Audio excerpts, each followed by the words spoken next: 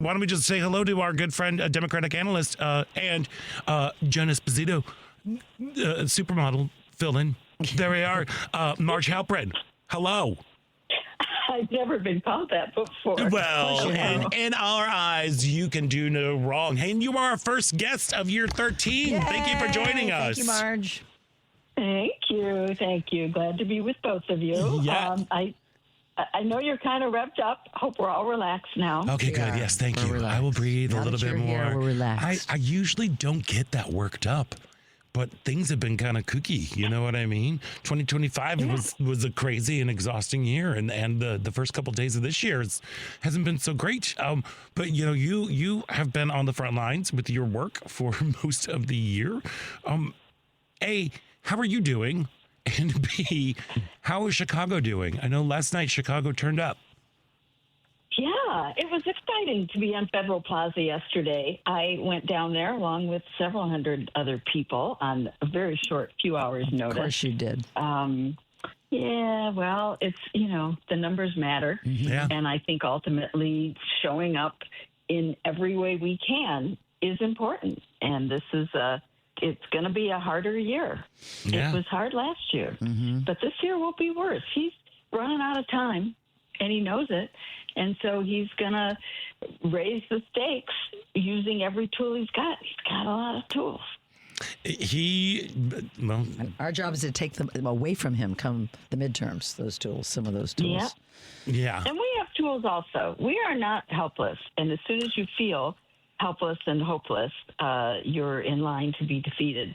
So we have to have hope. We have to trust the tools we have, whether it's protesting in the streets, whether it's joining the campaign for 2026, which I hope all your listeners will do, and we can talk in more detail about how to do that, or contacting your Congress people, which should be done today and every day until there are hearings and there's accountability in Congress for this kidnapping. You were careful, Ellen, to call it a capture. I could hear the hesitance. Well, it's slash kidnapping. A lot of us think, I don't.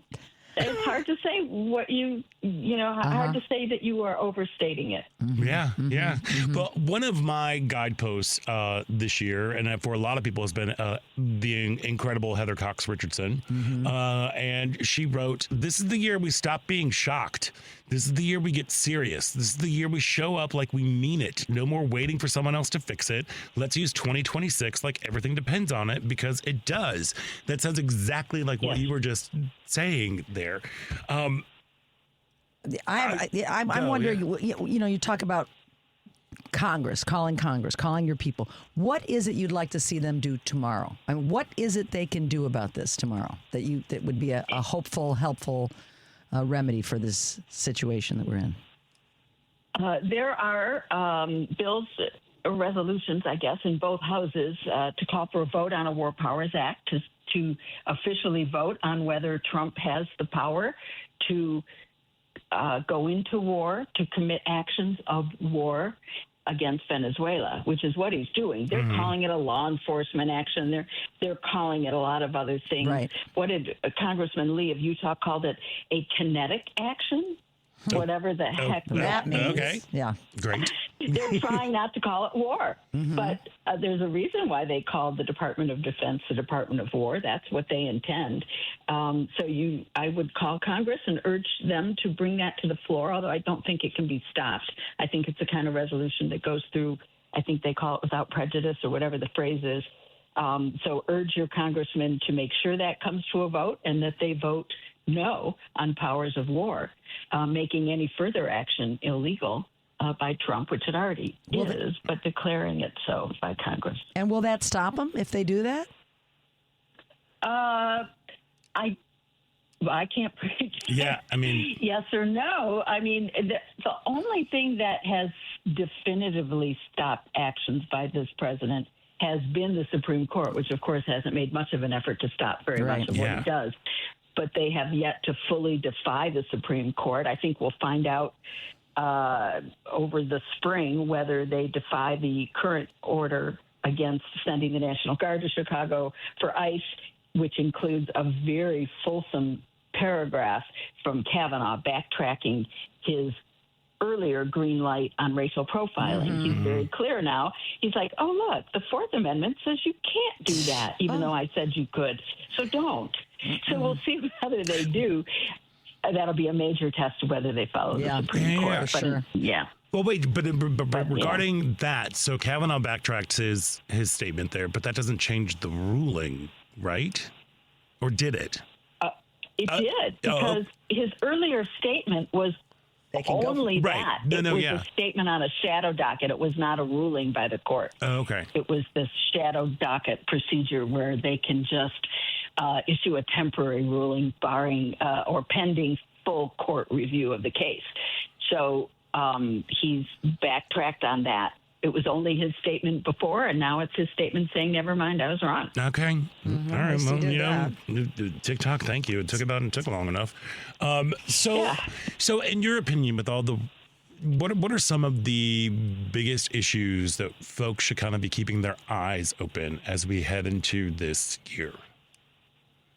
Well, I think we do need to continue to monitor the deportation efforts and stand up to protect our neighbors. Just as a side snarky comment, I guess. Go. Isn't it interesting how much effort they've put into getting Venezuelans out of our country and deporting them, and then trumpeting how much they're doing for the good people of Venezuela by taking Maduro out. It has nothing to do with the Venezuelan people. And I realize I'm not directly answering your question, but I do want to make this clear. Yeah, I thought of the same exact thing, Marge. You know, we know where their intentions lie, and it's not with the people. Yeah, and now he said it's the oil. However, oil industry analysts are the oil companies have been quiet so far.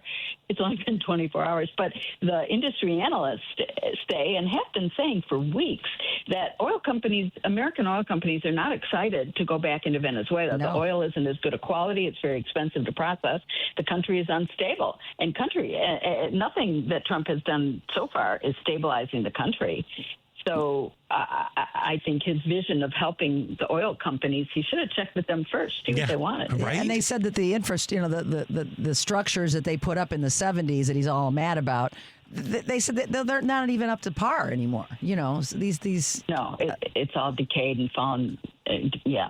Right. Yeah. I mean, and, as I said earlier, they put a lot of work and planning and effort into this initial operation, but they didn't really think about what happens next. Shoot first, ask questions later. Yeah, that's it. Where they're at. But just to switch topics up a little bit and hopefully something a little bit more optimistic, ever since January 20th of 2025, everyone's like, just wait till the midterms. We got the midterms.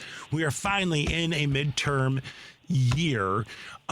How can we help mobilize folks in terms of like getting out to vote, showing up for candidates? Like how can we do that? Yes. I and my Indivisible colleague, Mike Lenahan, have begun what we call canvassing school at Indivisible Chicago.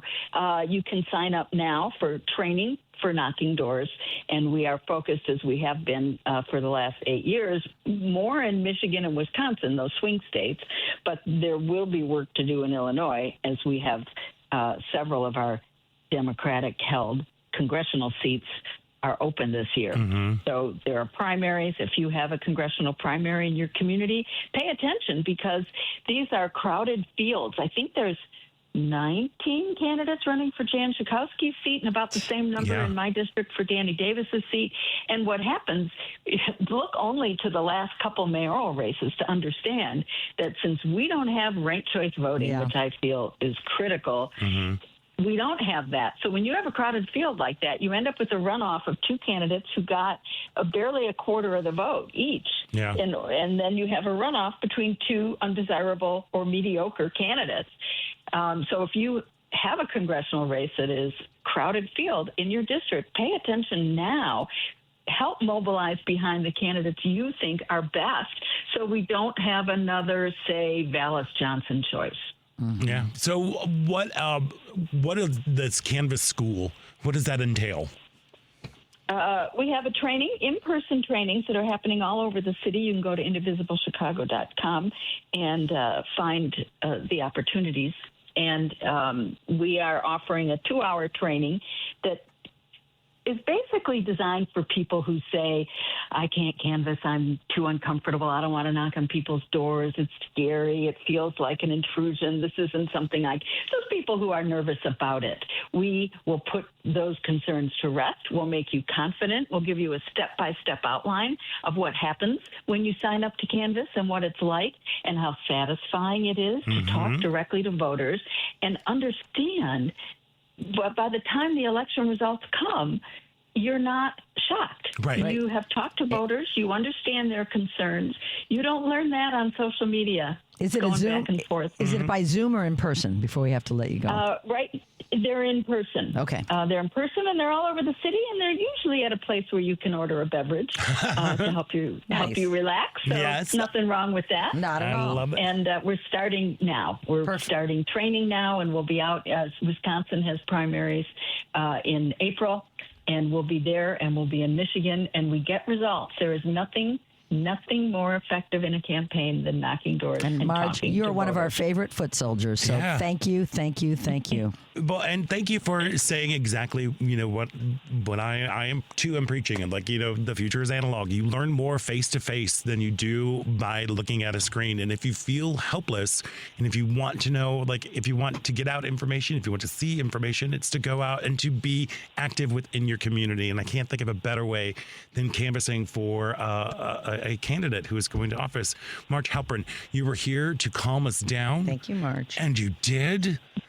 I feel rosy Glad to help. and aglow. And if you are thinking about doing something this year, go to indivisiblechicago.com so that we can start maybe thinking about what we're doing with the midterms that are be coming up, because that's going to be very important. Something we can do. Marj Halperin, you are a blessing to this city, and you are balm to my shaky nerves. Thank you, Thank you for the work you do, and thank you for joining us today.